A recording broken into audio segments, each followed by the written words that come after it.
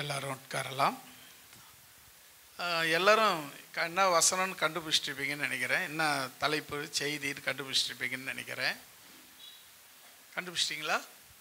ஆனால் ஆக்சுவலாக நம்ம கடந்த வாரம் முதல் வாரத்தில் ஆரம்பித்த தலைப்பு போன வாரத்தில் முடித்தோம். என்ன போன வாரம் என்ன பண்ணோம்? ஞாபகம் இருக்கா யாருக்காது? ஜபம். தலைப்பு ஜபம்தான். நாம் எப்படிப்பட்ட ஜபம், என்னென்ன ஜபம் பண்ணணும் அப்படின்ற தலைப்பில் பார்த்தோம். போன வாரம் ஜபம் பண்ணி சோத்தரிக்கணும் அப்படின்னு பார்த்தோம். ஜபத்தில் எப்படிலாம் சோத்திரம் பண்ணணும் அப்படின்னு பார்த்தோம். இப்போது நான்கு வரலும் பார்த்துருக்குறோம்.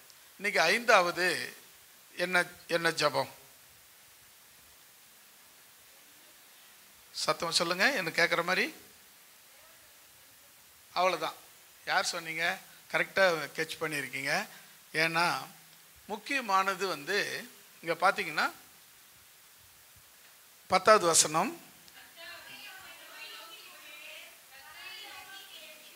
கெஞ்சி ஜெபிக்கிற ஜெபம். கர்த்தரை நோக்கி கெஞ்சி ஜெபிக்கிறது. இது எப்படிங்க கெஞ்சி ஜெபிக்கிறது? இவர் தாவீது ஜெபம் பண்ணியிருக்கிறாரு, கெஞ்சி ஜெபம் பண்ணியிருக்கிறேன்னு சொன்னார். அதுதான் அவர் சொல்கிறாரு, கர்த்தாவே உம்மை நோக்கி கூப்பிட்டேன், கர்த்தரை நோக்கி கெஞ்சினேன். அப்போது அப்படின்னா என்ன அர்த்தம்? கெஞ்சி ஜெபம் பண்ணியிருக்கிறாரு. இந்த கெஞ்சி ஜெபம் பண்ணுறதுனா எப்படி? நீங்கள் எப்படின்னா எங்கன்னா கெஞ்சி இருக்கிறீங்களா? யாருக்கிட்டனா கெஞ்சி இருக்கிறீங்களா? எப்போவாது கெஞ்சி இருக்கீங்களா? இல்லை எப்போவாது கெஞ்சி ஜெபம் பண்ணியிருக்கீங்களா? எப்படி எப்போ அது அப்படின்னா என்ன அர்த்தம்? கெஞ்சி ஜெபம் பண்ணுறதுனா என்ன? எல்லாருக்கும் புரிகிற மாதிரி சொல்லுங்கள். கெஞ்சி ஜெபம் பண்ண தெரியும், ஆனால் அதை சொல்ல தெரியாதுங்க. அப்படியா?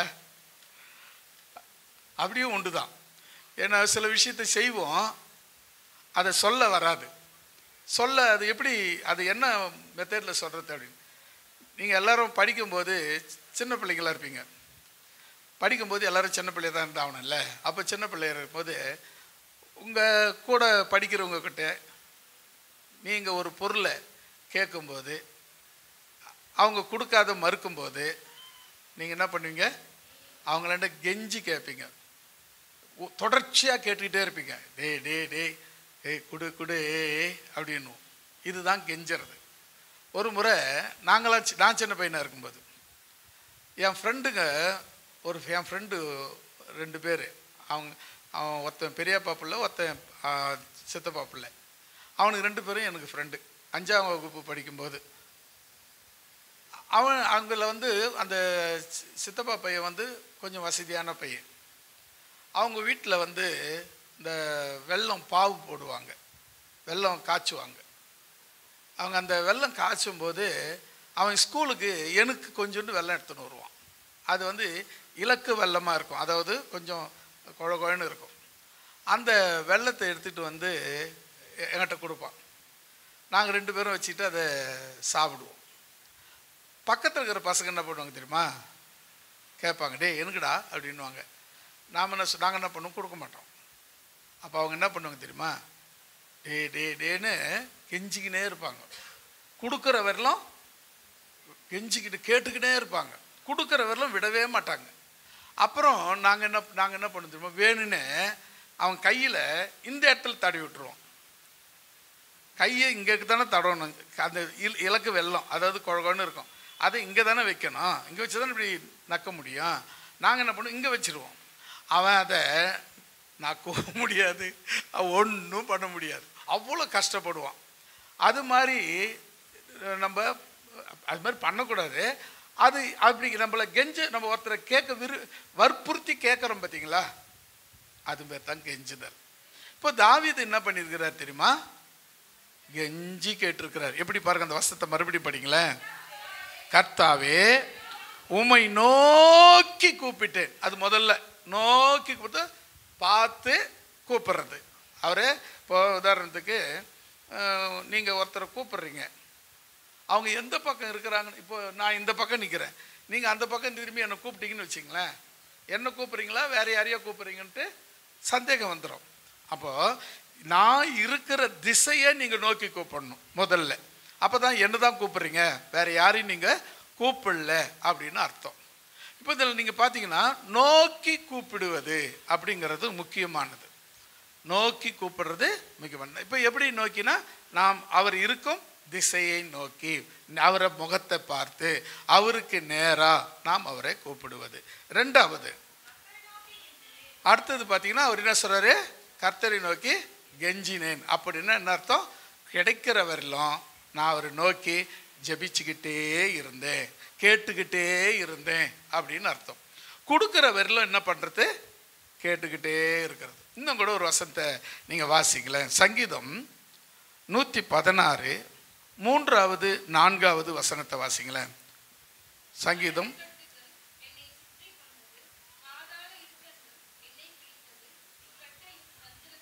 இக்கட்டையும்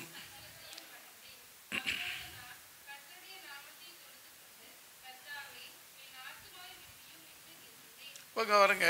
இது அடுத்தது நீங்கள் கவனிக்க வேண்டிய விஷயம். இப்போ தாவீது எதுக்காக கெஞ்சுறாரு அப்படிங்கிறத நம்ம பார்க்குறோம். இந்த 3வது வசனம் பாருங்க. என்ன என்ன பிரச்சனை அவருக்கு, அது என்னது, அது மரண பயம். எப்போ சாவு போகிறேன்னு தெரியாத ஒரு நாளை கடக்கிறோம் பாருங்க, அது பேர் தான் மரண பயம். மரணம் எப்போ, நாளைக்கா, இப்போவா அடுத்த நிமிஷமா எப்போன்னு தெரியாமல் தவிக்கிறோம் பாருங்க, அது பேர் தான் மரண பயம். அப்புறம் அதுக்கு பாருங்க, பாதாளை இடுக்கண்கள், அது என்ன பண்ணுது, என்னை பிடித்து கொண்டது. அப்புறம் பார்த்தீங்க 3வது, இக்கட்டையும் சஞ்சலத்தையும் அடைந்தேன்.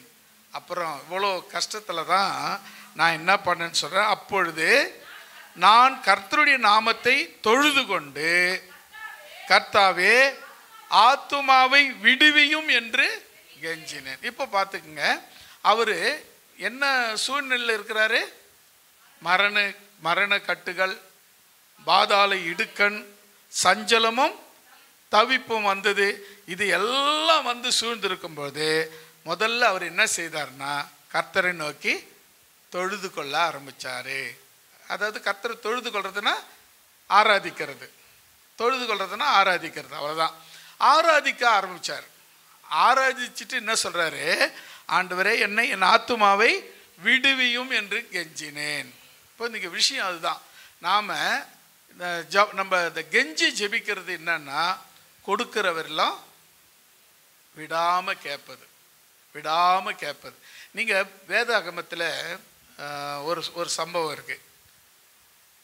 ஒரு நியாயசாஸ்திரி இருந்தான், ஒரு ஏழை, ஒரு விதவை இருந்தாங்க. அவங்களுடைய நியாயத்தை விசாரிக்கும்படி அந்த நியாயாதிபதிகிட்ட போய் கேட்டாங்க, சொன்னாங்க. அவங்க சொன்னதை சட்டை பண்ணிக்கவே இல்லை, கேட்கவே இல்லை. அதை பற்றி அவன் ஒன்றும் ஒரு பெருசாக எடுத்துக்கவே இல்லை. அவன் எடுத்துக்கல, என்னடா அவங்ககிட்ட சொல்லியும் கேட்கலையே அப்படின்னு விடவும் இல்லை. இந்த அம்மா தொடர்ந்து அவங்ககிட்ட போய் கேட்டுங்க, ஐயா இதை பாருங்க, இதை செய்யுங்க, இதை பாருங்க, இதை கொடுங்க, இதை கேட்டு பாருங்க, இந்த பஞ்சாயத்தை பண்ணுங்க அப்படின்னு சும்மா தொடர்ச்சியாக கேட்டுது. அந்த அம்மா தொந்தரவு தாங்க முடியாமல் அவர் என்ன பண்ணார், அந்த நியாயாதிபதி அவருக்கு நியாயம் செய்தார் அப்படின்னு நம்ம லூக்கா 18 அதிகாரத்தில் படிக்கிறோம். அப்போ இந்த விஷயத்தை நீங்கள் நல்லா கவனிச்சிங்கன்னா, ஒரு விஷயத்தை நான் கேட்டேன், கொடுக்கல, விட்டுட்டேன் அப்படிங்கிறது என்ன ஜபம்னா, உங்களுக்கு விருப்பம் இல்லாத ஜபம். கேட்டேன், கிடைக்கல, கொடுக்கல, அவ்வளோதான், நான் விட்டு போய்கினே இருக்கிறேன் அப்படின்னா யாருக்கு நட்டம்? கேட்டேன், கிடைக்கல, கேட்டுக்கிட்டே இருப்பேன். அல்லேலூயா. கொடுக்கிறவரில் விட மாட்டேன், கொடுக்கிறவரில் கேட்டுக்கிட்டே இருப்பேன். நீங்கள் ஒரு யாக்கோபை பாருங்களேன். யாக்கோபு உங்களுக்கு நல்லா தெரியும். அவர் யாப்பேக்கு நதி கடக்கிறதுக்கு முன்னே ஒரு ஜபம் பண்ணுறார். அவர் அந்த இடத்துல அந்த எல்லா ஃபேமிலி எல்லாரையும் அந்த பக்கத்தில் விட்டுட்டு இவர் இந்த பக்கம், இந்த கரைக்கு, யாப்பேக்கு நதிக்கு அந்த கரையில் குடும்பம் இருக்குது, கரைக்கு இந்த பக்கத்தில் இவர் இருக்கார். போய் ஒரு இடத்த ஜெபம் பண்ணுறதுக்கு ஒரு இடத்த செலக்ட் பண்ணி அந்த இடத்துல ஜெபம் பண்ணுறாரு. தேவ தூதனானவர் வந்துட்டார். வந்து அவர் கூட ஜெபம் பண்ணுறாரு. அவர் ஜெபத்தை கேட்டுட்டு இருக்காரு. கடைசியில் அவர் என்ன பண்ணுறாரு, பொழுது வெடிதுப்பா, என்னை விடு, நான் போகிறேன் அப்படின்னாரு. அது வரலாம் அவர் ஜெபத்தை கேட்கவே இல்லை. பொழுதும் கூட தான் இருக்கிறாரு தேவதூதனானவர்.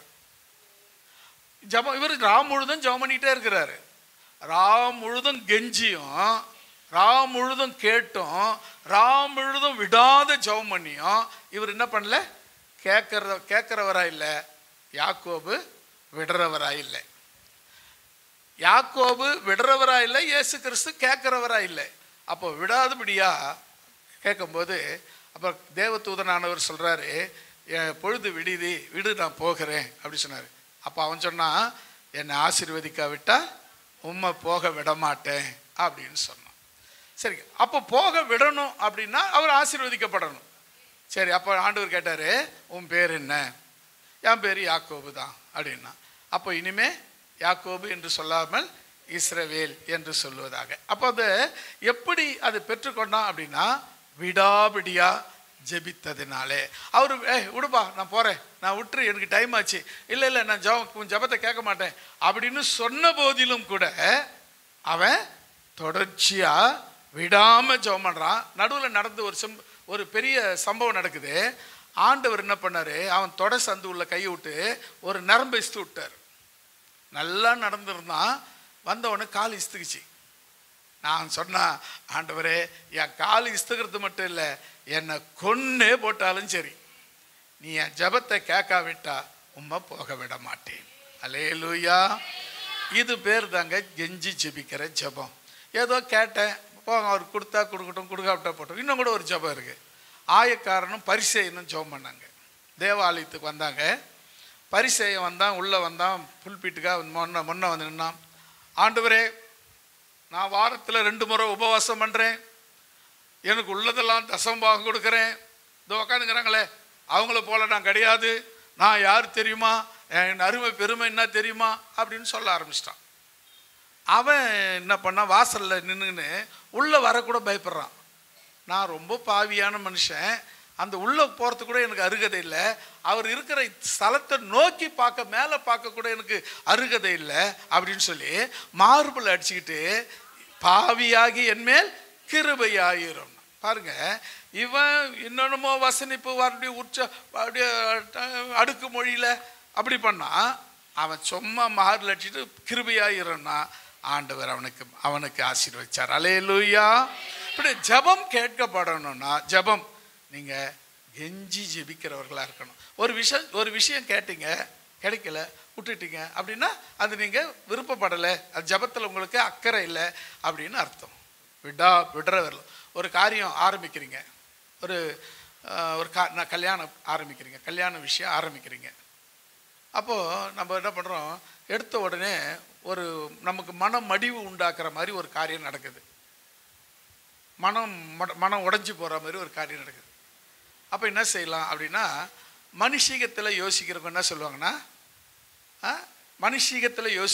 சொல்லுவாங்கன்னா, அதுக்கு என்ன கிடையாது, ராசி கிடையாது, அப்புறம் அதுக்கு அந்த பாக்கியம் கிடையாது, அதுக்கு இப்படி, அதாவது என்னென்ன குறைகள்லாம் இருக்கோ அதெல்லாம் சொல்லுவாங்க. இதுக்கு அந்த தோஷம் இருக்குது, அந்த தோஷம் இருக்குது, அதனால தான் எல்லாம் தடைப்பட்டு போகுது அப்படின்னு சொல்ல. நான் சொல்கிறேன், இயேசுக்கிட்ட வந்துட்டினா, இயேசுவை நோக்கி பார்த்தீங்கன்னா, இயேசுவை கேட்டிங்கன்னா அவரால் முடியாது இந்த உலகத்தில் எதுவும் கிடையாது. அல்லேலூயா. தடைகளை மாற்றுகிறவர், கட்டுகளை உடைக்கிறவர், ஜெயத்தை கொடுக்கிறவர், சமாதானத்தை அருளுகிறவர், அவரை நோக்கி கூப்பிட்டவர்களுக்கு இல்லை என்று சொல்லாதவர். அப்படிப்பட்ட தேவன் தான் நாம் ஆராதிக்கிற தேவன். அவரை நீங்கள் கேட்டிங்கன்னா, அவரை பார்த்தீங்கன்னா, அவரை சொன்னீங்கன்னா, அவர் செய்ய முடியாத இந்த உலகத்தில் ஒன்றும் கிடையாது. அல்லேலூயா. ஆனால் ஒரு விஷயம், நாம் முதல்ல பார்த்தோம்ல, என்ன பார்த்து சொல்லுங்க பார்க்கலாம், எப்படி கூப்பிடணும்னு சொன்னேன். ஃபஸ்ட்டு இல்லைங்க, ஃபஸ்ட்டு போராடி ஜெபிக்கணும், அப்புறம் ரெண்டாவது ஊக்கமாக ஜெபிக்கணும், மூணாவது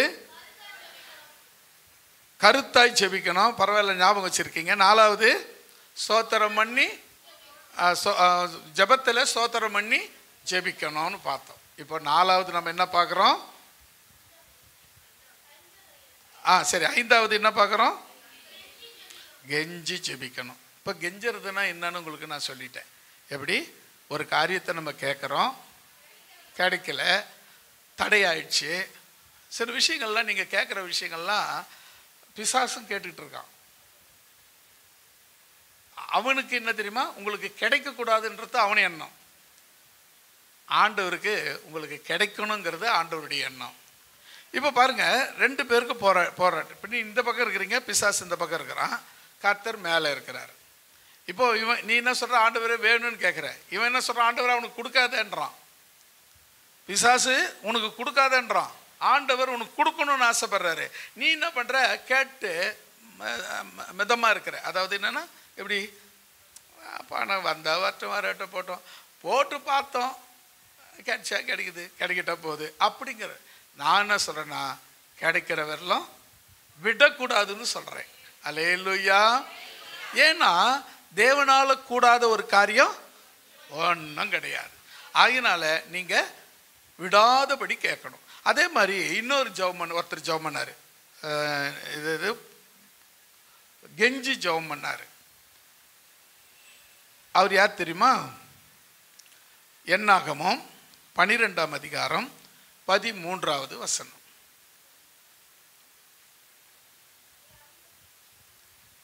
என்னாகமம் 12ஆம் அதிகாரம் 13வது வசனம்.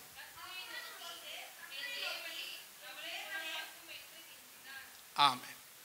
இப்போ பாருங்க, 2வது ஒரு கெஞ்சி ஜெபம் பண்ணாரு. அவர் பேர் என்ன? மோசே. அவர் பாருங்க, அந்த வசனத்தை மறுபடியும் வாசிங்க. அப்பொழுது மோசே கர்த்தரை நோக்கி, தேவன் என் தேவனே அவளை குணமாக்கும் என்று கெஞ்சினான். இப்போ அடுத்தது என்ன செய்யணும்? இப்போ முதல் தாவீது ஜெபம் பண்ணும்போது என்ன ஜெபம் பண்ணா? என் ஆத்துமாவை காப்பாற்றும் அப்படின்னு கெஞ்சி ஜெபம் பண்ணான். அடுத்தது இப்போ மோசே ஜெபம் பண்ணும்போது அடுத்த எதிர இருக்கிறவங்களை குணமாக்கும் என்று சொல்லி கெஞ்சி ஜெபம் பண்ணான். இப்போ இந்த விஷயம் என்னன்னு சொன்னால், மோசேக்கு ஒரு அக்கா, ஒரு தங்கச்சி, ஒரு தம்பி, ஒரு அண்ணன், ஒரு அக்கா, ஒரு அண்ணன் இருக்காங்க. அவங்க 2 பேரும் கூட இவர் கூட ஊழியத்தில் இருக்கிறாங்க. 2 பேரும், அக்காவும் கூட ஊழியத்தில் இருக்காங்க, அண்ணனும் கூட ஊழியத்தில் இருக்காங்க. 2 பேரும் 2 உயமா 2 கை மாதிரி இருக்காங்க. 2 பேரும் ஊழியத்தில், மோசே கூட ஊழியத்தில் நிற்கிறாங்க. இப்போ ஒரு சின்ன காரியத்தில் மோசேக்கு இவங்க மேலே கடுப்பாயிடுச்சு. மோசேவுடைய மனைவி செத்த பிறகு அவர் வேறொரு கல்யாணம் பண்ணிக்கினார். அந்த அந்த அந்த கல்யாணத்தின் நிமித்தம் அவருடைய அக்கா தம்பி மேலே கடுப்பாகி என்ன சொல்கிறாங்கன்னா, ஆண்டவர் மோசையை கொண்டு தான் பேசுவாரா? எங்களை கொண்டு பேசுனது இல்லையா? நாங்கள் பேச மாட்டோமா? நாங்கள் ஆண்டவர்கிட்ட பேச மாட்டோமா? நாங்கள் வசனத்தை சொல்ல மாட்டோமா? நாங்கள் போதிக்க மாட்டோமா? நாங்கள் பிரசங்கம் பண்ண மாட்டோமா? நாங்கள் பாட்டு படிக்க மாட்டோமா? எங்களால் முடியாதா? எங்களால் சபை நடத்த முடியாதா? அப்படின்னு சொல்லி அவங்க என்ன சொன்னாங்க, மோசே கிட்ட அவர் மட்டும் தான் பேசுவாரா, என்கிட்ட பேச மாட்டாருன்னு தான் சொன்னாங்க. மிச்சம்லாம் நானாக சொன்னது தான், புரியணுன்றதுக்காக. அப்போ கவனிச்சு பாருங்களேன், அவர் என்ன அவங்க சொன்ன அந்த மாத்திரத்தில் மிரியமையும் மோசையும் ஆரோனையும் மோசையும் உள்ள வர சொன்னார். கூடாரத்துக்குள்ளே வர சொல்லிட்டு அவர்கிட்ட பேசினார், நீங்கள் ஒரு தீர்க்கதரிசிக்கிட்ட நான் பேசினா கனவு மூலமாக வார்த்தை மூலமாக பேசுவேன். என் தாசனாகிய மோசை எப்படிப்பட்டவன்ல, நான் அவங்ககிட்ட முகமுகமாக பேசுவேன். நீங்கள் அப்படி பேசுனதுனால என்ன ஆச்சுன்னா, மிரியமுக்கு குஷ்டரோகம் வந்துடுச்சு, வெண் குஷ்டம் வந்துடுச்சு. பொதுவாக இஸ்ரவேலுக்குள்ள வெண் குஷ்டம் வந்துச்சுன்னா அவங்க பாளையத்துக்கு புறம்பாக இருக்கணும். அதாவது ஒரு ஊர் பகுதி, குடியிருக்கிற பகுதி இருக்கு இல்லையா, அந்த பகுதிக்கு அவங்க தூரமாக இருக்கணும். அவங்க மக்கள் கண்ணுக்கு ஊருக்கு தூரத்தில், கண்ணு கெட்டாத தூரத்தில் இருக்கணும். யாராவது போகிறவங்க சாப்பாடு கொடுக்குறவங்க தூரமாக இருந்து தூரமாக எடுத்து போய் வச்சுட்டு வந்துடணும். அப்புறம் அவங்க எடுத்துக்கணும். அப்போ அவங்களுக்கு சாப்பாடு கிடைக்காது, மருத்துவம் கிடைக்காது, தண்ணி கிடைக்காது. அவசரமாக தண்ணி வேணும்னா கூட இவங்க எப்போவாவது எடுத்து போய் வச்சுட்டு வருவாங்க. அவங்க வச்சுட்டு வந்த பிறகு தான் அவங்க வந்து உடனே வந்து எதிர்க்க வந்துட்டாங்க. எங்கள் அண்ணன் தான், எங்கள் தம்பி தான், என் பொண்டாட்டி தான், பையன் தான், மச்சான் தான் அப்படின்னு சொல்லிட்டு வந்து வாங்கக்கூடாது. அவங்க வச்சுட்டு போகணும். ஏன்னா குஷ்டரோகம் வந்தால் தீட்டுப்பட்டவங்க இஸ்ரவேலுக்குள்ள இஸ்ரவேலரை பார்க்கவும் கூடாது, அவங்க கூட பேசவும் கூடாது, தூரமாக ஒதுக்கி வச்சிருவாங்க. அப்படி மிரியம் அப்படி சூழ்நிலை வந்தது. அப்படிப்பட்ட நிர்பந்தம் வந்து அவர் கர்த்தர் அவளுக்கு குஷ்டரோகத்தை கொடுத்துட்டார். உடனே அவங்க இப்போ ஆரோன் அழுகுறான், மிரியம் அழுகுறா, என்ன பண்ணுறது ஆண்டவரே, நாங்கள் என்ன தப்பு பண்ணிட்டோமேன்னு. அப்போது ஆரோன் சொல்கிறான் அங்கே தம்பிக்கிட்ட, அவங்க நீ கொஞ்சம் இறங்குப்பா, ஆண்டவர்கிட்ட சொல்லுப்பா, ஜெபம் பண்ணுப்பா அப்படின்னு. அப்போ தான் மோசே, அப்பொழுது பாருங்க அந்த வசனம் பாருங்க, அப்பொழுது மோசே கர்த்தரை நோக்கி, என் தேவனே, அல்லேலூயா. ரெண்டாவது நாம எதுக்காக கெஞ்சணும்? அது சரி, முதல் தாவீது எதுக்காக கெஞ்சி ஜெபம் பண்ண? தன் ஆத்துமா, என்னுடைய ஆத்துமா விடுதலை ஆக்கிறதுக்காக. ரெண்டாவது மோசே கெஞ்சி ஜெபம் பண்ணான் பிறருக்காக, மற்றவர்களுக்காக. நீங்க கெஞ்சி ஜெபிக்கிறவர்களாக இருக்கணும். இப்போ உதாரணத்துக்கு உங்கள் பகுதியில், உங்கள் ஊரில், உங்கள் தெருவில் உங்கள் விசுவாசி ஒருத்தர் வியாதியாக இருக்கிறாங்க, கேள்விப்படுறீங்க. நீங்கள் கேள்விப்படுறீங்க, அவங்களுக்கு உடம்பு சரியில்லை, அவங்க பிரச்சனையில் இருக்காங்க, அவங்க ஒரு கஷ்டத்தில் இருக்காங்க, அவங்க ஒரு நிர்பந்தத்தில் இருக்காங்க, அவங்களுக்கு ஒரு பெரிய பிரச்சனை வந்துடுச்சு அப்படின்னு நீங்கள் கேள்விப்படுறீங்க. உடனே நான் அப்போவே நினச்சேன், இவன் எங்கேயாவது போய் இப்படி சிக்கிக்குவான்னு நினச்சேன். ஆண்டவர் சரியா அடிச்சிட்டாரு. இது ஒரு விசுவாசி பேச்சே கிடையாது, இது உலகத்தான் பேச்சு. இப்படி பேசுறதுல உலகத்தான் பேச்சு. இப்போ ஒரு விசுவாசி பேச்சுன்னா, இப்போ பாருங்க, ஒரே நேரத்தில் நடந்த சம்பவம். ஒரு அக்கா, ஒரு அண்ணன், ஒரு தம்பி, 3 பேரும், 2 பேரும் அண்ணனும் அக்காவும் தம்பிக்கு விரோதமாக பேசுகிறாங்க. தம்பி யாருன்னா கர்த்தருடைய ஊழியக்காரன். அவனுக்கு விரோதமாக பேசின உடனே கர்த்தர் சொல்லிட்டார், அவருக்கான தண்டனையை கொடுத்துட்டார். உடனே பத்தியா ஆண்டவர் உன்னை தண்டிச்சிட்டார் அப்படின்னு சொல்லாமல் ஆரோன் சொல்கிறான், எப்பா அவனுக்கு கொஞ்சம் ஜெபம் பண்ணுப்பா, அவன் நம்ம கூட பிறந்தோப்பா, அவன் நம்ம மாம்சம்பா, நம்ம கூட ரட்சிக்கப்பட்டோம், நம்ம சபைப்பாவா அப்படின்னு சொல்லும்போது, நீ யார் ஒருத்தர் கெஞ்சி ஜெபிக்கிறீங்களோ நீங்கள் தான் மோசே. அல்லேலூயா. அப்போ நீங்கள் என்ன பண்ணுறீங்கன்னு சொன்னால், மற்றவங்களை பார்த்து என்ன சொல்றீங்க? அப்போவே நினச்சேன் உனக்கு இப்படி நடக்கணும், அனுபவி. என்னை பார்த்து ஒரு நாள் இப்படி தலையை நிமிட்டிட்டு போனேன்ல, உனக்கு வரணும், உனக்கு கிடைக்கணும், நான் நினச்சேன், வந்துடுச்சு அப்படின்னு சொன்னால் நீ இன்னும் ரட்சிக்கப்படவே கிடையாது. அல்லேலூயா. ஏங்க அப்படி சொன்னீங்க? அவங்க செய்ததுக்கு தானே தண்டனை வந்துச்சு. ஆமாம், மிரியம் செய்ததுக்கு தான், மிரியம் பேசினதுக்கு தான், மிரியம் வாயை அடக்காததுனால தான் இந்த பிரச்சனை வந்தது. அதுக்காக அவங்க அனுபவிக்கிட்டேன்னு சொன்னியா? அப்போ நீ என்ன விசுவாசி? அவங்க செய்த தப்பை நீ ஏன் செய்தா? உனக்கு அவங்களுக்கு என்ன வித்தியாசம்? அங்கே தான் ஆர்வன்னு சொல்கிறாரு பாருங்க, மத்தியஸ்தரா நின்று, எப்பா கொஞ்சம் ஜெபம் பண்ணுப்பா, நீ சொன்ன ஆண்டவர் கேட்பாரு, கொஞ்சம் ஜெபம் பண்ணு அப்படின்னா அவன் இப்போ பாருங்க கெஞ்சி ஜெபிக்கிறான். அல்லேலூயா. அருமையான தேவனுடைய பிள்ளைகளே, நம்ம சபையாரோ, நம்ம உறவினரோ, நம்ம ஊராரோ அவர்கள் வியாதிப்படும் பொழுது நீங்கள் அவங்க யாரோ வேணாலும் உன்னை சபிச்சுட்டு போட்டோம், உன் மேலே மண்ணை வாரி விட்டவங்களா இருக்கட்டும், நீ அழியணும்னு நினச்சவங்களா இருக்கட்டும், நீ கெட்டு போகணும்னு ஆசைப்படுறவங்களா இருக்கட்டும், ஆனால் நீ அவங்களுக்காக ஜெபம் பண்ணுறவங்களாயிரு. எப்படி ஜெபம் தெரியுமா? கெஞ்சி ஜெபிக்கிற. பாவம்பா, இறங்குப்பா. அது சொன்னார்ல பெர்க்மன்ஸ், இறங்கும் ஐயா மனம், இறங்கும் ஐயா, இறங்கும் ஐயா மனம், இறங்கும் ஐயா, கட்டி பிடித்தே உந்தன் பாதத்தை கண்ணீரால் நனைக்கிறேன் கர்த்தாவே, என் கண்ணீரால் நனைக்கிறேன் தேசத்திலே யுத்தங்கள் ஓய வேண்டுமே. ஜனங்கள் எல்லாம் இயேசுவுக்காய் வாழ வேண்டுமே. தேசத்திலே யுத்தங்கள் ஓய வேண்டுமே. ஜனங்கள் எல்லாம் இயேசுவுக்காய் வாழ வேண்டுமே.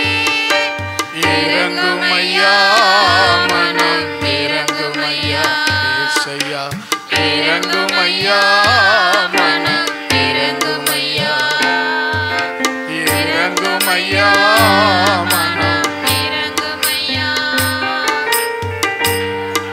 அல்லேலூயா. இறங்கும் ஐயா. யார் யாரெல்லாம் மனசில் நினச்சிங்க ஆண்டவரே உங்களுக்கு இறங்கு? யாரையா நினச்சிங்களா? யாரை நினச்சிங்க? யாரையும் நினைக்கலங்க. பாட்டு பாடினீங்க, பாட்டை மட்டும் தான் நினச்சேன். அதான் உண்மை. ஆனால் நான் சொல்கிறேன், இப்போ மறுபடியும் அந்த கவியை பாடுவோம். உங்களுக்கு தெரிஞ்ச மாதிரி உங்கள் வர வழியில் நீங்கள் பார்த்ததில் யாருக்கெல்லாம் இவங்க சுகமானா நல்லா இருக்கும்னு நீங்கள் மனசில் நினைக்கிறீங்களோ இந்த பாட்டு பாடும்போது அவங்கள நினச்சிக்கங்க. அவங்களுக்கு இறங்கும் ஆண்டவரே. அப்படியே மனசுலேயே அவங்களுக்கு நீ பேர் தெரியலன்னா கூட பரவாயில்ல, நீ பார்த்த வழியில் வந்து பார்த்தது தெரிஞ்சவங்க, அப்படியே பார்த்த பேர் தெரியாதவங்க அப்படியே இருக்கிறாங்க. ஆண்டவரே அப்படி அவங்கள மனசில் நீ யோசித்து அவங்களுக்கு இறங்கும் ஐயா, அவங்களுக்கு இறங்கும் ஐயா. சொல்லமா? இறங்கும் ஐயா மனம் இறங்கும் ஐயா ஏசையா இறங்கும் ஐயா மனம் இறங்கும் ஐயா. இறங்கும் ஐயா மனம் இறங்கும் ஐயா. இறங்கும் ஐயா மனம் இறங்கும் ஐயா. கட்டிப்பிடித்தேன் உந்தன் பாதத்தை, கண்ணீரால் நனைக்கிறேன் கர்த்தாவே. கட்டிப்பிடித்தேன் நந்தன் பாதத்தை கண்ணீரால் நனைக்கிறேன் கர்த்தாவே. என் கண்ணீரால் நனைக்கிறேன் கர்த்தாவே. அல்லேலூயா. இப்போ யாரையாவது நினச்சிங்களா? ஓகே. அவங்க கட்டாயம் சுகமாவாங்க. நீங்கள் போய் பார்க்கும்போது அவங்க கர்த்தர் சுகத்தை கொடுப்பார். அல்லேலூயா. அதுவும் நம்ம பார்த்தோம். அடுத்தது கெஞ்சி ஜெபிக்கணும்னு பார்த்தோம். சரியா? அடுத்தது 6வது 1 சாமுவேல் 1ஆம் அதிகாரம் 15வது வசனம். 1 சாமுவேல் 1ஆம் அதிகாரம் 15வது வசனம்.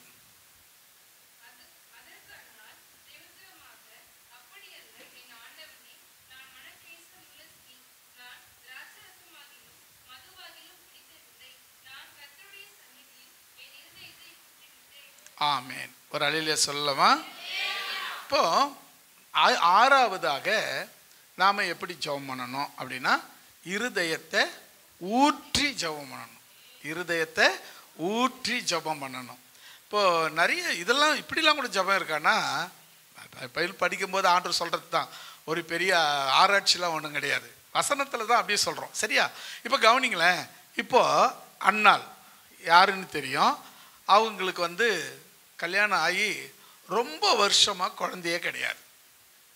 அவங்க வீட்டுக்காரர் என்ன பண்ணார், இவளுக்கு குழந்தை இல்லை, ஆனால் ரொம்ப நேசிப்பார் அவங்கள. ஆனாலும் குழந்தை வேணும், வாரிசு வேணும் அப்படின்னு சொல்லிட்டு அவர் இன்னொரு பெண்ணை கல்யாணம் பண்ணி அவங்கக்கிட்ட குழந்தை நிறைய பிறந்துடுச்சு. நிறைய குழந்தைங்க அவங்களுக்கு குழந்தைங்கள்லாம் இருக்குது. இந்த நேரத்தில் இவங்களுக்கு இவங்களை மதிக்கவே, இவர் அந்த குழந்தை பெற்றுக்கிட்டவங்க இவங்க குழந்தை பெற்றுக்காதவங்கள மதிக்கிறதே கிடையாது. ஏன் தெரியுமா? அவங்க மலடி. ஒரு புருஷனுக்கு ஒரு புள்ளையை பெற்று கொடுக்காத வக்கீல்லாதவ, அப்படி இப்படின்னு சொல்லி மனம் நோவுற மாதிரி அவங்க போகும்போது வரும்போதெல்லாம், அவங்க எங்கே உட்காந்துக்கிறாங்க அங்கே இடத்துல போகும்போது வரும்போதெல்லாம் குத்தி குத்தி பேசுவாங்க. அப்போ தேவாலயத்துக்கு போயிருக்கிறாங்க. வருஷத்துக்கு ஒரு முறை தேவாலயத்துக்கு போவாங்க. அங்கே போய் பண்டிகை கொண்டாடுவாங்க. அந்த பண்டிகையில் போயிட்டு அங்கே போயிட்டு உக்காந்துருக்கும்போது அங்கேயும் மனம் நோவடிக்கிறான். அது யார்? இன்னொரு மனைவி. அவங்க பேர் சக்காலத்தின்னு சொல்லுவாங்க. கரெக்டா? கரெக்டா? ஆமாம்.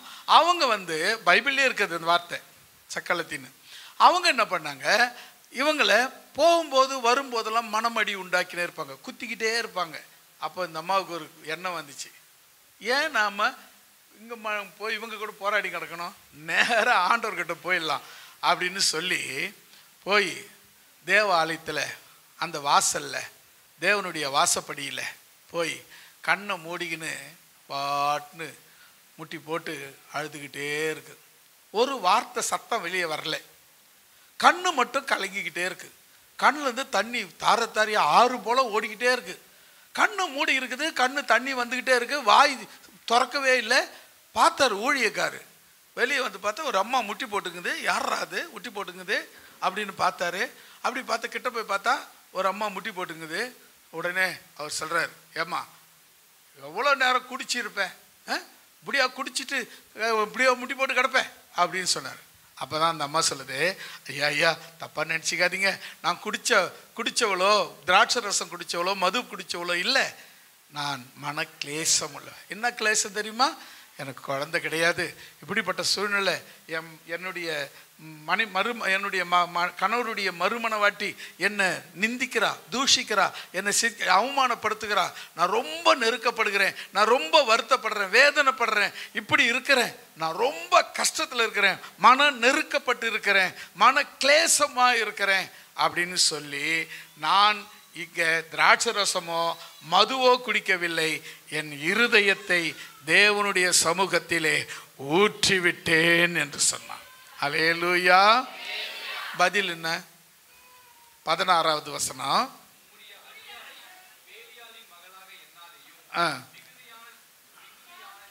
விசாரத்தினாலே கிளேசத்தினாலும். அதுக்கு பாருங்க பதில் அண்ணா, ஏலியினுடைய பதில் என்ன? அதற்கு ஏலி, சமாதானத்தோடு போ, இஸ்ரவேலின் தேவனிடத்தில் நீ என்ன கேட்டியோ அது உன் விண்ணப்பத்தின்படி அவர் உனக்கு கட்டளையிடுவார். கரங்களை தட்டி கர்த்தருடைய நாமத்தை மகிமைப்படுத்துவோம். சர்ச்சுக்கு போனா யாரு எப்படி வந்திருக்கிறாங்கன்னு பார்க்கறத விட்டுட்டு, அவங்க எப்படி வந்தாங்க, காரில் வந்தாங்களா, நடந்து வந்தாங்களா, பைக்கில் வந்தாங்களா, பஸ்ஸில் வந்தாங்களா, இவங்க புடவை ஒன்று வித்தியாசமாக கட்டிக்கிறாங்க, இவங்க ட்ரெஸ்ஸு வித்தியாசமாகுது, கலராகுது, எங்கே வாங்கியிருப்பாங்க, இதெல்லாம் யோசிக்கிறத விட்டுட்டு நீ என்ன செய்யணும்னா உன் இருதயத்தை தேவனுடைய பாதத்தில் ஊற்றி விட வேண்டும். அல்லேலூயா. உன் தேவைகள் எதுவா இருந்தாலும், உன் ஜெபங்கள் எதுவா இருந்தாலும், எது தடைப்பட்டு இருக்கிறதோ, உன் வாழ்க்கையில எது கட்டப்பட்டு இருக்கிறதோ, எது உன் வாழ்க்கையில நடக்காம இருக்கிறதோ, எது உனக்கு கிடைக்காம இருக்கிறதோ, ஐயோ நான் எத்தனை வருடங்கள் காத்திருக்கிறேன் என்று காத்திருக்கிறையோ அது அத்தனையும் தேவன் உனக்கு கொடுக்க வல்லவராய் இருக்கிறார். ஹல்லேலூயா.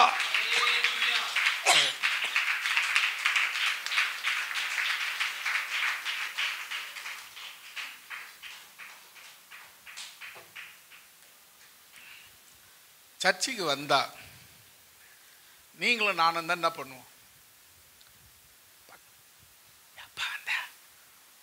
பஸ் கிடைக்கலையா, பையங்க விட்டு வந்த பைக்கங்க. நிறைய பார்த்தேன். நானும் விசுவாசியா இருந்து தான் பாஸ்டர் ஆகியிருக்கேன்.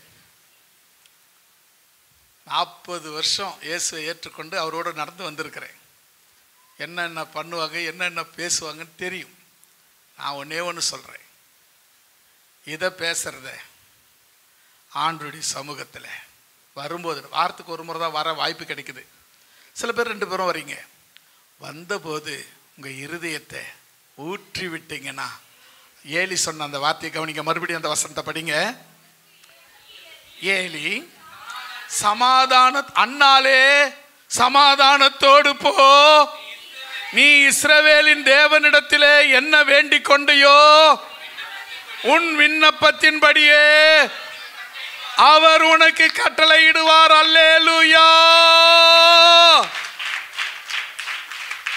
உன் விண்ணப்பத்தின்படி, உன் விருப்பத்தின்படி, உன் ஆசையின்படி அதை செய்ய தேவன் வல்லவர். ஆனா நீ செய்ய வேண்டியது என்ன தெரியுமா? ஊற்றி, இருதயம் ஊற்றி. வாய் வரல, ஒரு வார்த்தை வரலங்க, ஒரு வார்த்தை வரல. அப்ப எப்படி ஜெபம் பண்ணாங்க தெரியுமா? கண்ணீரினால ஜெபம் பண்ணியிருக்கிறாங்க. அவங்க கண்ணில் மட்டும் கண்ணீர் வருது, வார்த்தை வரல. பாஸ்டருக்கு என்ன தோணுச்சு? இந்த பொம்பளை குடிச்சிட்டு வந்து முழங்கால் போட்டுங்கிறான்னு நினைச்சாரு. அப்ப அந்த அம்மா சொல்லிச்சு, ஐயா நான் பேலி பிசாசுடைய மகள் இல்லையா, நான் இப்படிப்பட்டவன் சொன்ன உடனே நீ இஸ்ரவேலின் தேவன், நீ ஆராதிக்கிற தேவன், நீ வழிபடுகிற தேவன், நீ நம்பி வந்திருக்கிற தேவன், நீ இப்போ கும்பிட்டுக்கிட்டு இருக்கிற தேவன் உன் ஜெபத்தை கேட்க, உன்னை விடுவிக்க, உன்னை பாதுகாக்க, உன்னை உயர்த்த அவர் வல்லவர், அவர் வல்லவர், அவர் வல்லவர். நிச்சயம் உன் ஜெபங்கள் கேட்கப்படும், உன் தேவைகள் சந்திக்கப்படும், உன் பிரச்சனைகள் எதுவா இருந்தாலும் அது நிறைவேற்றப்படும். Amen. Hallelujah.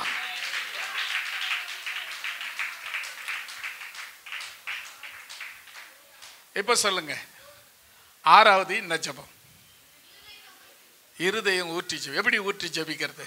ஒரு வரும்போதே ஒரு டம்ளரில் பிடிச்சின்னு வந்துடணும். சர்ச்சில் வந்து அப்படியே ஊற்றிட்டு ஜெபம் பண்ணிட்டு போயிடணும். ஓகேவா?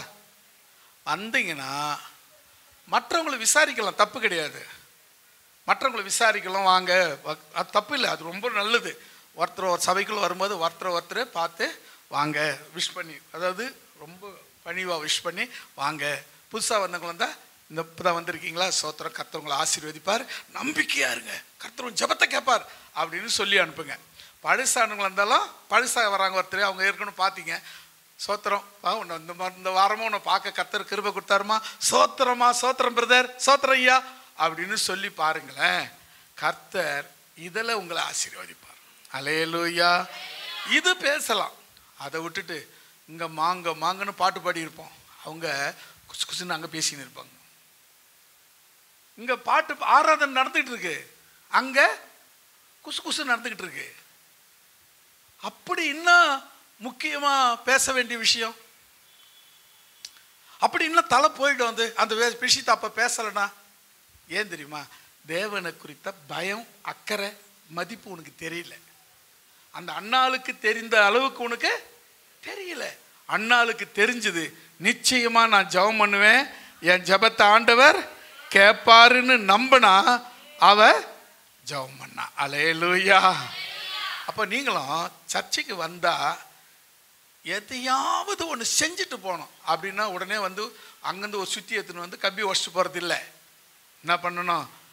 இருதயத்தை ஊற்றி இன்னைக்கு பண்ற ஜபத்துக்கு பதில் நிச்சயம் கிடைக்கணும்.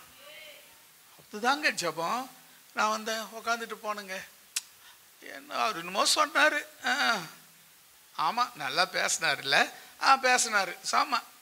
இது இல்லைங்க. நீ வந்தது என்ன செய்த? நான் வந்ததுக்கு பேசிட்டு இருக்கேன், நீ வந்ததுக்கு என்ன செய்த கேட்கணும் இல்லை கேள்வி.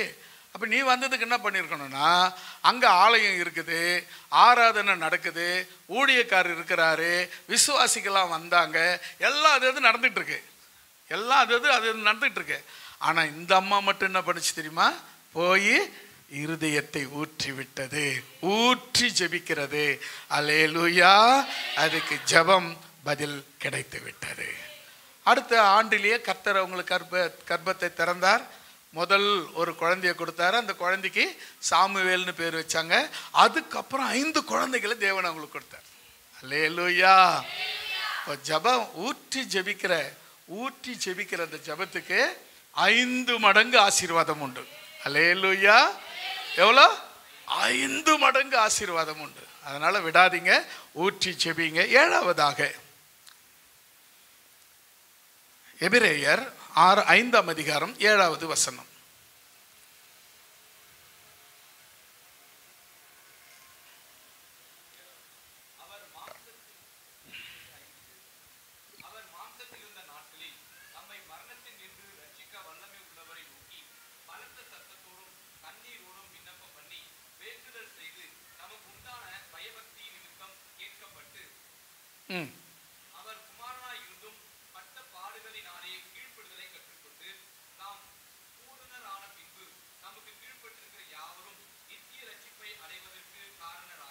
போதும். இப்போ கவனிங்க, படித்ததுனால உங்களுக்கு புரிஞ்சுச்சா என்னன்னு தெரியல. மறுபடியும் 6வது வசனத்திலிருந்து படிங்களேன்.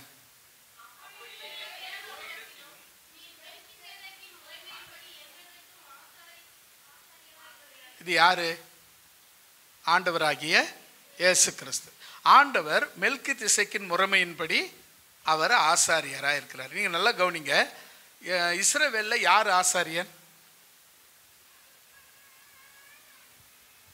யார் ஊழியக்கார ஆகிறதுக்கு தகுதி இஸ்ரவேல்ல?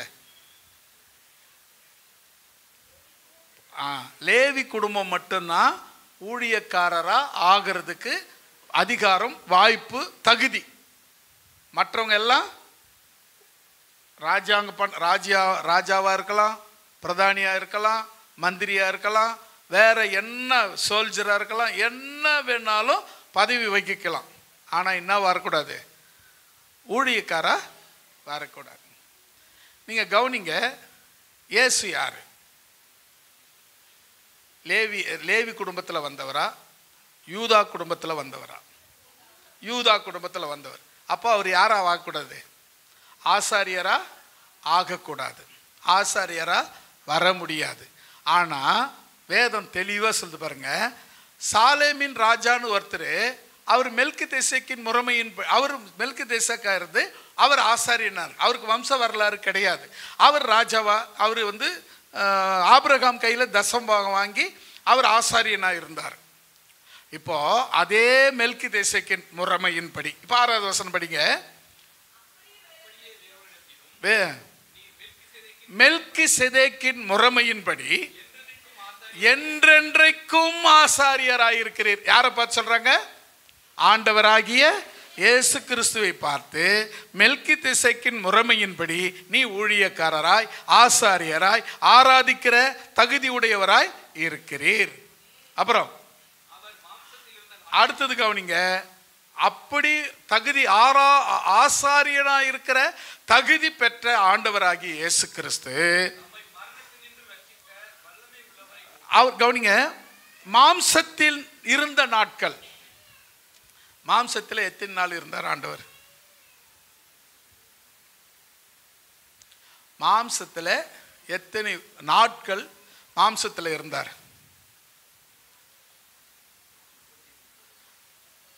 நல்லா தெரியுமா? அப்படி கேட்டால் தான் கம்முன்னு இருப்பாங்க.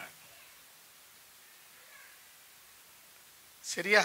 33.5 வருடம் அவர் மாம்சத்தில் இருந்தார். அப்போ பிறந்ததுலேருந்து ஞானஸ்தானம் எடுக்கிறவரை ஞானஸ்தானம் எடுத்து 3.5 வருஷம் ஊழியம் செய்கிற இந்த 33.5 வருஷம் அவர் மாம்சத்தில் தான் இருந்தார்.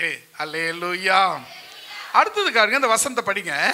தம்மை மரணத்தினின்று ரட்சிக்க வல்லமையுள்ளவரை நோக்கி. இப்போ பார்த்தீங்கன்னா அடுத்தது, இப்போ யாரை நோக்கிறாரு? இயேசு யாரை நோக்கி பார்க்கிறாரு? பிதாவை நோக்கி பார்க்கிறாரு. அப்போ இந்த உடம்புல இருக்கிற நீங்க யாரை நோக்கி பார்க்கணும்? இயேசுவை நோக்கி பார்க்க வேண்டும். அல்லேலூயா. இயேசு எங்க இருக்கிறாரு? பிதாவின் வலது பார்சல் இருக்காரு. அப்போ நீங்க இயேசுவை பார்த்தா பிதாவை பார்த்தது போலதான். அல்லேலூயா. அவரே சொன்னார், என்னை கண்டவன் பிதாவை கண்டான் என்று எழுதியிருக்கிறது. ஆகினாலே மாமிசத்தில் இருக்கிற இருந்த நாளெல்லாம் தன்னை ரட்சிக்க வல்லமையுள்ளவரை நோக்கி பலத்த சத்தத்தோடு என்ன பண்ணார்? கண்ணீரோடும் ஜெபம் பண்ணினார். அல்லேலூயா. பலத்த சத்தத்தோடும் கண்ணீரோடும் விண்ணப்பம் பண்ணினார். அல்லேலூயா. யார் இது? கர்த்தராகிய இயேசு கிறிஸ்து. அவர் மனுஷ சரீரத்தில் இருந்த நாட்கள் எல்லாம் பலத்த சத்தமாய், நம்ம சில பேர் ஜெபம் பண்ணுவாங்க, நல்லா ஜெபம் பண்ணுவாங்க, சத்தம் நல்லா இங்கே அந்த கோடியிலிருந்து இங்கே கேட்கும். சில பேர் சத்தம் கேட்கவே கேட்காது. அது இயல்பாக சில பேருக்கு சத்தமே வராது. அதை நான் தப்புன்னு சொல்ல முடியாது. அது இயல்பாக சில பேருக்கு சத்தமே வராது. கத்தி பேசுனா கூட பக்கத்தில் இருக்கிறவங்களுக்கு கேட்காது. அதை தப்பாக நான் சொல்லலை. ஆனால் ஜெபங்கிறது இங்கே பார்த்தீங்கன்னா, சத்தம் ஏன் கத்தி ஜெபம் பண்ணோம்? ஆண்டவர் கேட்காதா? அவர் செவிடா? அப்படின்லாம் கேட்டுறாதீங்க. அவர் இந்த இயேசு கிறிஸ்து மாமிசத்தில் இருந்த நாட்களிலே ரட்சிக்க வல்லவரை நோக்கி, பிதாவை நோக்கி பலத்த சத்தத்தோடும் கண்ணீரோடும் ஜெபம் பண்ணினார். அதுபோல நீங்க இந்த மாம்சத்தில் இருக்கிற வரையிலும் சத்தமா நல்ல ஆண்டவரை நோக்கி நல்ல கண்ணீர் விட்டு நல்ல ஆண்டவரை பார்த்து ஜெபம் பண்ணுங்க. அடுத்தது பார்த்தீங்கன்னா ஏழாவது வசனம், அவர் பிதாவினுடைய குமாரனாயிருந்தும் பட்ட பாடுகள் நிமித்தம் கீழ்ப்படிதலை கற்றுக்கொண்டார். அல்லேலூயா சொல்லமா? நாமெல்லாம் பெரிய அப்பா டக்கர் கிடையாது இயேசுவை விட. ஓகேவா? அப்போ இயேசுவே நல்ல சத்தமா ஜெபம் பண்ணாருன்னா நீங்க நல்ல சத்தமா, அதை விட இல்லை, அதை விடலாம் முடியாது, இயேசுவை விட மேலே அதெல்லாம் முடியாது, ஒத்துக்க முடியாது. அதெல்லாம் இயேசுக்குள்ள தான் நீங்களாம், நாமெல்லாம் இயேசுக்குள்ளன்னு சொல்லுங்க, ஒத்துக்கிறேன். நான் இயேசுவை விட நிறைய பேர் ஒருத்தர் 40 நாள் உபவாசம், இயேசுவே 40 நாள் தாங்க உபவாசம் இருந்தார். என்கிட்ட ஒரு பாஸ்டர் நான் 50 நாள் உபவாசம் இருந்தேன்னாரு. எனக்கு ஆச்சரியமாக போச்சு, 50 நாள் உபவாசம் இருக்க முடியுமா அப்படின்னு எனக்கு ஆச்சரியமாக போச்சு. என்ன பண்ணேன், பாஸ்டர் எனக்கும் சொல்லுங்கள், நானும் என்னால் முடியுதா பார்க்குறேன், இருக்க முடியுதான்னு பார்க்குறேன் அப்படின்னு. அவர் சொன்னார் எப்படி உபவாசம் இருக்கணும்ன்ட்டு. நான் 50 நாள் உபவாசம் இருக்கணும்னு. நான் சொன்னேன்னா நீங்களே என்ன பண்ணுவீங்க, நான் வருஷம் ஃபுல்லாக இருப்பேங்கன்னு சொல்லுவீங்க. 365 நாள் என்னால் உபவாசம் இருக்க முடியும் அப்படின்னு சொல்லுவீங்க. அவர் 50 நாள் இருந்தாராம். இயேசுவை விட அவர் 40 நாள் தான் இருந்தாராம், இவர் 50 நாள் அப்படின்னாரு. அடா பாவி, என்ன இவன் இயேசுவை விட தன்னை பெருசாக காட்டிக்கிறானேன்னு மனசுக்குள்ளே நினச்சிட்டு சரி எனக்கு விசாரிச்சா அவர் என்ன பண்ணாராம், காலையில் எந்திரிச்சு நல்லா 1 லிட்டர் பாலை தண்ணி ஊற்றாமல் காய்ச்சி ஒரு கிளாஸில், இவ்வளோ பெரிய கிளாஸில் அவங்க மனைவி எடுத்தாந்து கொடுப்பாங்களாம். 1 லிட்டர் பால் தண்ணி ஊற்றாமல் காய்ச்சி எடுத்தாந்து குடிப்பாங்க. அது காலை டீ குடிக்கிற மாதிரி காப்பி குடிக்கிற மாதிரி குடிச்சிடுவார். அதுக்கப்புறம் சரியாக 10 மணிக்கு 2 லிட்டர் வர மாதிரி நல்ல ஃப்ரெஷ் ஜூஸை போட்டு, நல்ல பழ ஜூஸ் போட்டு எடுத்தாந்து ஒரு ஜக்கில் வச்சுருவாங்களாம். அவர் ஒரு மணி நேரத்துக்கு ஒரு வாட்டி குடிச்சிடுவார். 2 லிட்டரு குடிச்சிடுவார். சரியாக 1 மணிக்கு மறுபடியும் பழ ஜூஸை 2 லிட்டர் கொண்டாந்து அவருக்கு வச்சுருவாங்களாம். அவர் மறுபடியும் குடிச்சிட்டு இன்னொரு 1 மணி நேரம் பொறுத்து குடிப்பாராம். மறுபடியும் 4 மணிக்கு டீ குடிக்கிற டைமுக்கு மறுபடியும் 1 லிட்டர் பாலை வாங்கி நல்லா காய்ச்சி, ஒரு கிளாஸ் வர மாதிரி காய்ச்சி நல்லா காஃபியோ டீயோ போட்டு எடுத்தாந்து கொடுப்பாங்களாம். 1 லிட்டர் பாலில் அப்படியே காப்பியாக குடிப்பாராம். அப்புறம் மறுபடியும் ராத்திரிக்கு அவர் 2 லிட்டர் ஜூஸை மறுபடியும் குடிப்பாராம். நான் கேட்டேன், பாஸ்டர் இதை போல இருந்த நாய் கூட இருந்துட்டு மேமேன்ட்டேன். என்ன நாய் இன்றியாடி ஒன்றும் சொல்லலை பாஸ்டர், இது யார் வேணாலும் இருப்பாங்களே, இது நான் வேலைக்கு வேலை சாப்பாட்டுக்கு பதில் ஜூஸ் குடிச்சிடுறேன், டீ குடிக்கிற நேரத்துக்கு 1 லிட்டர் பால் தண்ணி ஊற்றாது குடிச்சிடுறேன், இது யார் வேணாலும் இருக்கலாமே, அப்புறம் நான் இயேசுநாதரை விட நீ உபவாசம் 10 நாள் எக்ஸ்ட்ரா இருந்த அப்படின்னு கேட்டேன். ஆனால் நான் அப்படிலாம் இருந்தது கிடையாதுங்க. 1 நாள் முழுக்க தண்ணி கூட குடிக்காமல் இருந்திருக்கேன். 3 நாள் கூட இருந்தது கிடையாது. 1 நாள் 12 மணி நேரம் 24 மணி நேரம் தண்ணி கூட குடிக்காம உபவாசமாக இருந்திருக்கிறேன். அதுக்கு மேலே நான் இருந்தேன்னா எனக்கு தெரியாது. தேனியில் ஒரு முறை 5 நாள் உபவாசம் இருந்திருக்கிறேன். எப்படின்னா காலையில் ஒரு டீ, 10 மணிக்கு ஒரு டீ, மத்தியானம் ஒரு டீ, 4 மணிக்கு ஒரு டீ, 6 மணிக்கு ஒரு டீ, 8 மணிக்கு ஒரு டீ, அப்படியே ஒரு 5-6 டீ, ஒரு 7-8 டீ வந்துடும். எல்லோரும் 1 கிளாஸில் வாங்குவாங்க, நான் மட்டும் 2 கிளாஸில் வாங்குவேன். 2 கிளாஸ் குடித்தா தான் நமக்கு கட்டுப்படி ஆகும். ஏன்னா வயிறு காலியாக இருக்கிறதுனால அப்படி குடித்தேன். அப்படி குடிச்சு தான் 5 நாள் உபவாசம். தண்ணி கூட கூட முழுங்காமல் ஒரு உபவாசம் இருந்தேன்னா அது ஒரே 1 நாள் மட்டும் 24 மணி நேரம் என்னால் இருக்க முடிஞ்சுது. ஆனால் இவர் இயேசுவோட நான் 50 நாள் இருந்தேன், இயேசு 40 நாள் தான் இருந்தார், நான் 50 நாள் இருந்தேன். அடப்பா, இயேசுநாதரே வின் பண்ணிட்டேன்னு ஒருத்தனை. எவனா உலகத்தில் இருக்கிறானா இயேசுநாதரை வின் பண்ண? இல்லவே இல்லை. அல்லேலூயா. யாராவது அப்படி சொன்னாங்கன்னா அவங்க எங்கேயோ தப்பு பண்ணுறாங்கன்னு அர்த்தம். அல்லேலூயா. பாருங்க, அடுத்த ஜெபம் எப்படிப்பட்ட ஜெபம்? பலத்த சத்தத்தோடும் கண்ணீரோடும் ஜெபிக்கிற ஜெபம். 8வதாக 1 சாமுவேல் 1:12.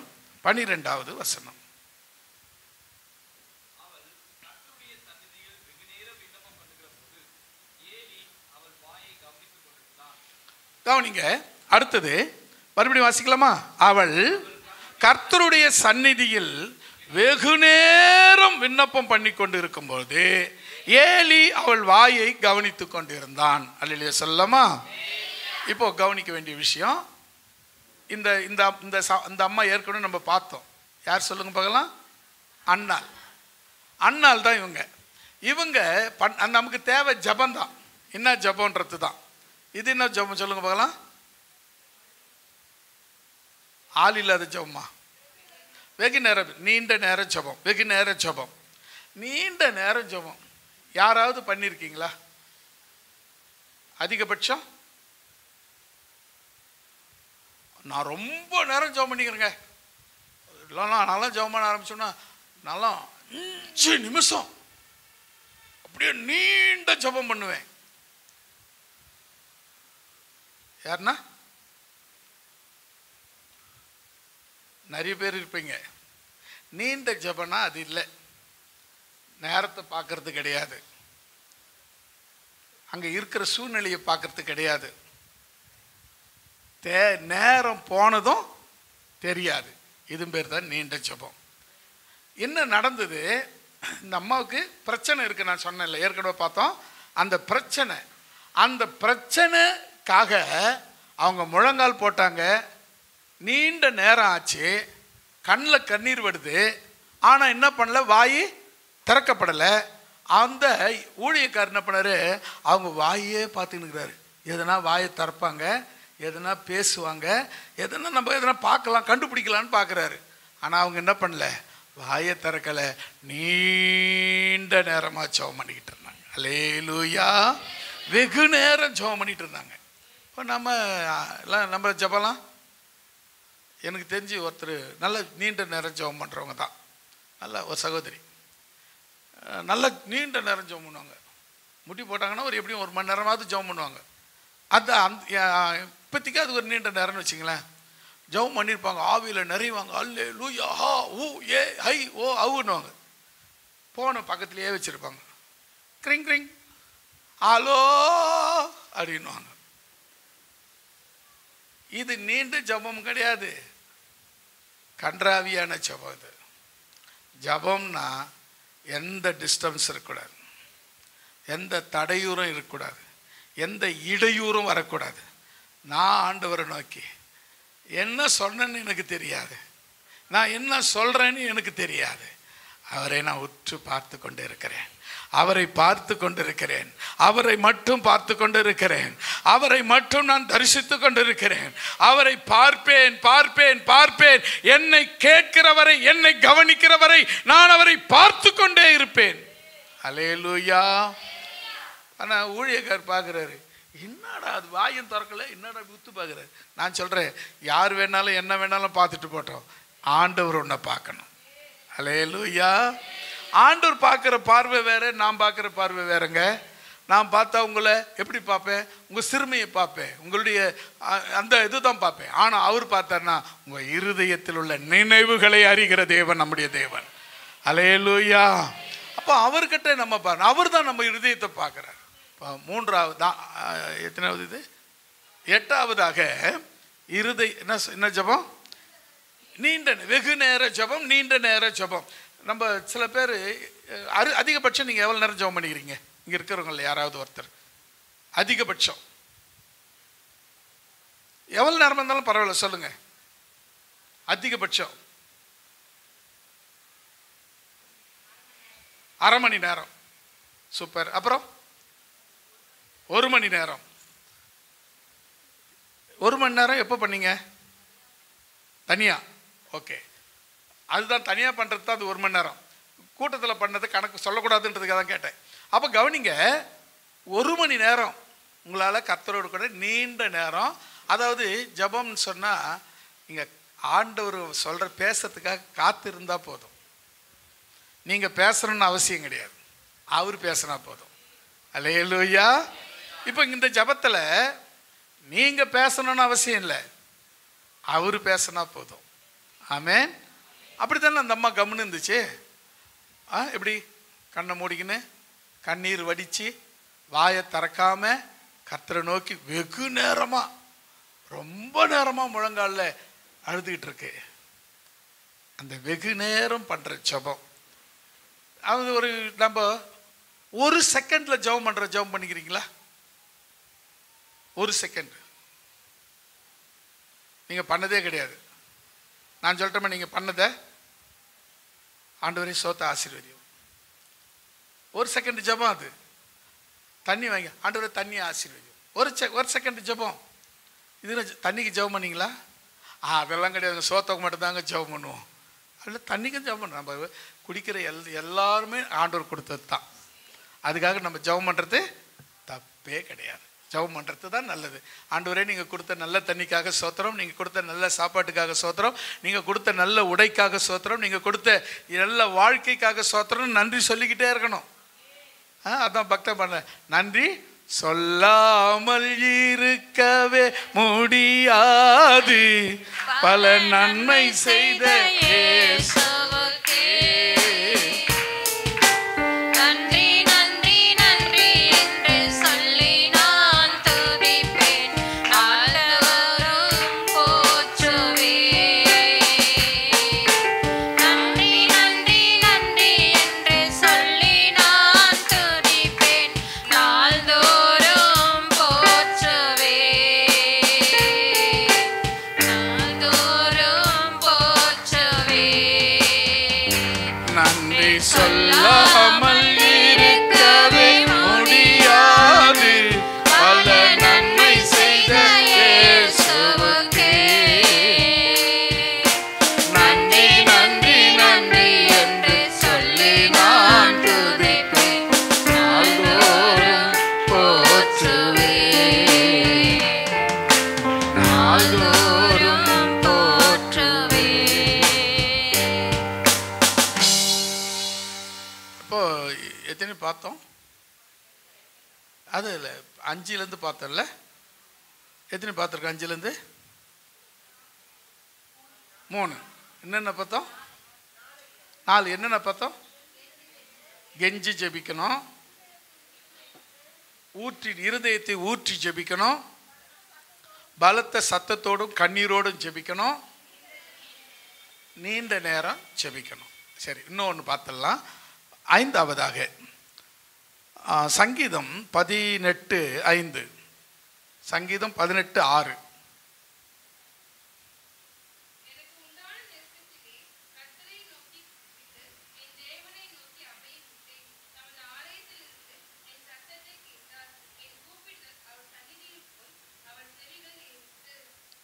அல்லேலூயா. இப்போ அடுத்தது பார்த்தீங்கன்னா என்ன பண்ணி ஜெபம் பண்ணணுமா? சரி, அப்புறம் சரியா கண்டுபிடிக்கிறீங்களா பார்ப்போம். டைம் இல்லை, சீக்கிரம். என்ன ஜெபம்னு மட்டும் சொல்லுங்க. நீங்கள் எங்கேருந்து ஜெபம் பண்ணீங்கன்னு சொல்ல வேணாம். இல்லை, இன்னும் கொஞ்சம் நேரம் யோசிச்சு பாருங்க. ஆமாம், அவ்வளோதான். யார் சொன்னது? அபயமிட்டு ஜபிக்கிறது. இப்போ கவருங்க, எனக்கு உண்டான நெருக்கத்திலே கர்த்தரை நோக்கி, இதெல்லாம் வந்து பார்க்குற விஷயங்கள். அடுத்தது, என் தேவனை நோக்கி அபயமிட்டேன். அப்போ என்ன சொன்னீங்க? அபயமிட்டேன். அதுக்கப்புறம் ஆலயத்திலிருந்து ஜெபம் பண்ணேன், நோக்கி ஜெபம் பண்ணேன். நீங்கள் வீட்டிலேருந்து கூட ஜெபம் பண்ணியிருக்கலாம். அவர் ஆலயத்திலிருந்து ஜெபம் பண்ணார். நீங்கள் எங்கே வேணாலும் ஜெபம் பண்ணலாம். அபயமிட்டு ஜெபம் பண்ணுறது. அபயமிட்டு ஜெபம் பண்ணுறதுன்னு என்ன? சில வார்த்தைகள்லாம் நமக்கு தெரிய மாட்டேங்குது, பார்த்தீங்களா? யாருன்னா தெரிஞ்ச சொல்லுங்களா? அபயம் யாருன்னா அந்த எதுனா அது அர்த்தம் தெரியும். அழுது ஜெபம் பண்ணுறதா? அழுது ஜெபம் பண்ணுறது தான். அபயமிட்டு ஆர்ட்ஸ் பைபிள் என்ன பண்ணுறது பாருங்க. சில தமிழ் வேர்டுக்கு நமக்கு நிறைய, நம்ம இதெல்லாம் தமிழ் பேசுகிறோம், நம்ம தமிழ் வார்த்தை நிறைய தெரியாத இருக்கிறோம். இப்போ பாரு அபயம், அதுக்கு என்னென்னு அர்த்தம் தெரியல. போட்டாச்சா?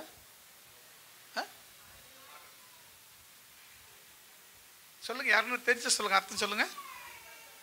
புரியல. அழுது எதில் சொல்றீங்க? எதனா படிச்சு சொல்றீங்களா? எதனா படிச்சு சொல்றீங்களா இல்லை ஒரு இதுவா விளக்கம்? கதறி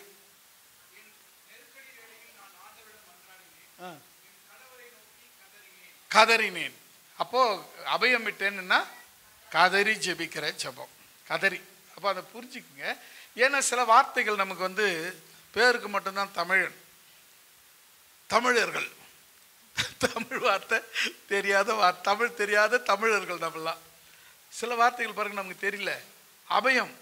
அபயம்னா என்னடா இது அபயமும் கபயமும் நமக்கு ஒன்றும் புரியல பாருங்களேன். நான் தெரியும், நான் 60 வருஷமாக தமிழ்னா தான் இருக்கிறேன், வேறு மொழி பேசுனதே கிடையாது. அப்படி இருந்தும் தமிழ் தெரியாத இருக்கிறேன். நீங்கள் எத்தனை வருஷமாக தமிழராக இருக்கிறீங்க பாருங்கள். அத்தனை வருஷமாக இருந்தால் தமிழ் அந்த வார்த்தை தெரியாத இருக்கிறோம். ஆனால் தமிழுக்கு நமக்கு தெரியாத வார்த்தைகள் நிறைய இருக்குது. தெரிஞ்சு கூடுமானவர்களும் தெரிஞ்சுக்கிறது நல்ல தப்பு கிடையாது. ஏன்னா நம்ம பிள்ளைங்களுக்கு நம்ம அதை சொல்லி கொடுத்துட்டு போகும்போது அவங்க கடைசி வரலாம் தமிழை. இப்போ நிறைய பேர் இங்கிலீஷ் சொல்லி கொடுக்குறாங்க. மம்மி டாடின்னு சொல்லு, மம்மின்னு சொல்லு. இங்கே எங்கள் வீட்டில் சாலமோன் வந்து மாஸ்டர் டிகிரி படிச்சிருக்கான், MCA படிச்சிருக்கான். நிறைய இப்போ இதில் வந்து கிளாஸ் எடுப்பான், ஆன்லைன் கிளாஸ் எடுப்பான். இந்த ஆன்லைன் கிளாஸ் எடுக்கும்போது இங்கிலீஷு இந்த ஃபாரினர் பேசுகிற மாதிரி சரளமாக பேசின்னு இருப்பான். எனக்கு கேட்கும்போது ரொம்ப ஆசையாக இருக்குது, எனக்கு ரொம்ப நல்லா பேசுகிறான் இங்கிலீஷில் அப்படின்னு. ஆனால் அவங்க பையனுக்கு சொல்லிக் கொடுக்கும்போது மட்டும் தமிழைத்தான் சொல்லிக் கொடுக்குறான். ஏன் இங்கிலீஷ் சொல்லிக் கொடுக்க வேண்டியது தானே? நம்மளோட நம்ம தாய்மொழியை அழிச்சிடக்கூடாது. அல்லேலூயா. நம்ம பிள்ளைங்களுக்கு அவசியம் தாய்மொழி தெரியணும். மற்ற மொழி வேணும்னு அவங்க கற்றுக்கோங்க. இப்போ எனக்கு தமிழ் மட்டும்தான் தெரியும், சாலமோன் இங்கிலீஷ் தெரியல, கற்றுக்கிட்டான்ல. அது மாதிரி அவங்க படிக்கும்போது மற்ற இதில் கற்றுக்குவாங்க வேறு மொழியை. ஆனால் தாய்மொழியை சுத்தமாக தெரிஞ்சிருக்கிறது நல்லது. அல்லேலூயா. இப்போ பாருங்கள், நான் தாய்மொழியில் இருக்கிற வார்த்தையை, இந்த வார்த்தை என்னன்னு கேட்டேன், அங்கேருந்து பதில் வருது. என்னங்க? கதறி அழுதல், கதறி ஜெபிக்கிறது, கதறி கதறி கதறி. அது என்ன? குமுறி அழுவாங்கன்னு சொல்லுவாங்க. அதை அப்படியே சொல்லவும் முடியாமல் மெல்லவும் முடியாமல் உக்கி அப்படியே கதறி, அதாவது அது என்ன சொல்லுவாங்க, அப்படி தனக்குள்ள அடக்கவும் முடியாமல் வெளியே காட்டிக்கவும் முடியாமல் கதறி அழுகிற அந்த ஜபத்துக்கு தான் என்ன ஜபம் பாரு? அபயமிட்டு ஜெபிக்கிற ஜபம். அல்லேலூயா. இப்போ அந்த அபயமிட்டு ஜெபிக்கிற ஜபம் உங்களுக்கு வேணும். எப்படி ஜபம் பண்ணணும்னா, எனக்கு உண்டான நெருக்கம். இந்த ஒரு நெருக்கம் வந்துச்சுங்க, யாருக்கிட்டையும் சொல்ல முடியல. இந்த பக்கம் போனால் ஏசுவாங்க, தூஷிப்பாங்க, என்ன ஓட்டம் வாடினாரு அண்ணன் அப்படின்வாங்க. இந்த பக்கம் போனால் அவங்கவுங்க நம்மளை ஏசிப்பாங்க. பார்த்தீங்களா, என்ன தெரியுமா, ஒரு பழமொழி உண்டு. ஒருத்தன் அழுதுட்டு இருந்தானா, ஏம்பா ஒரு எருது மாடு செத்ததுக்கு போய் அழுவலாமா அப்படின்னா, ஆடா நீ வேறையா, நான் எருது செத்ததுன்னு அழுவல, எதிரி சிரிப்பானேன்னு அழுதுங்கிறேன் அப்படின்னாலாம். எருது செத்தது கூட அவனுக்கு கவலை இல்லை. எதிராளிங்க நம்மளை பார்த்து கை நீட்டி விரல் நம்மளை அவங்கள பேசுகிறாங்க பாருங்க, அதுக்கு தான் பயப்படுறோம். ஆமாங்க, நிறைய நேரத்தில் அதுதான் நிறைய பேருக்கு நெருக்கமே, அதுதான் நிறைய பேருக்கு பிரச்சனையே அதுதான். நம்ம வாழ்க்கை நம்ம வாழ மாட்டோம், அவனுக்காகவே வாழ்ந்துக்கிட்டு இருப்போம். நான் சொல்கிறேன், உங்கள் வாழ்க்கையை நீங்கள் வாழுங்க. அல்லேலூயா. இப்போ இந்த வசனத்தின்படி, எனக்கு உண்டான நெருக்கத்திலே கர்த்தரை நோக்கி கூப்பிட்டு என் தேவனை நோக்கி கதறினேன். ஹல்லேலூயா. குமரி அழுதேன். ஹல்லேலூயா. அவர் என் ஜெபத்தை கேட்டார். எங்கிருந்து ஜெபத்தை கேட்டார்?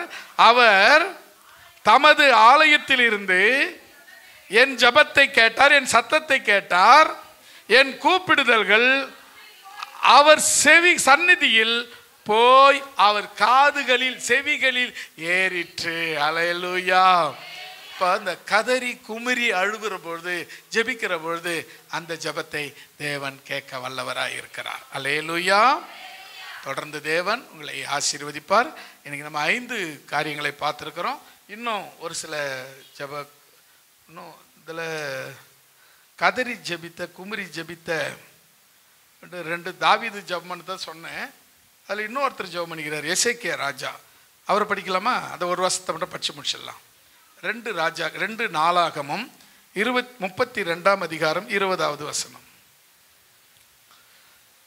2 நாளாகமம் 32:20.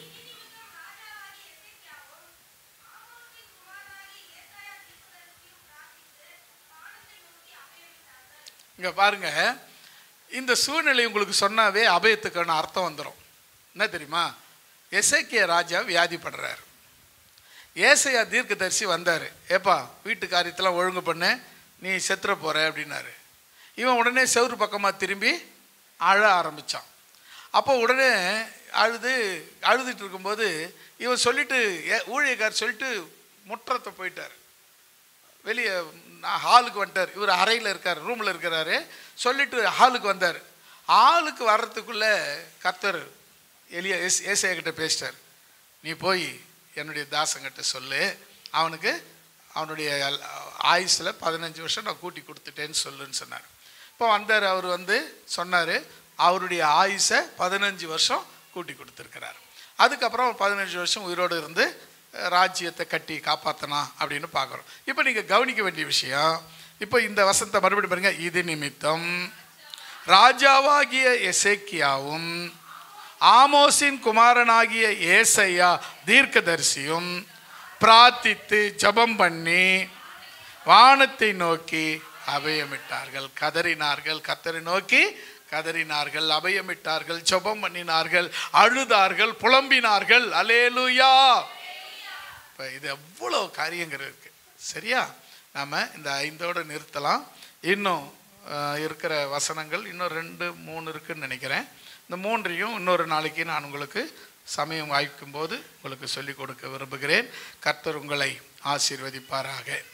இப்போ யாராவது ஒருவர் சத்தத்தை உயர்த்தி நாம் ஜெபிக்கலாம்.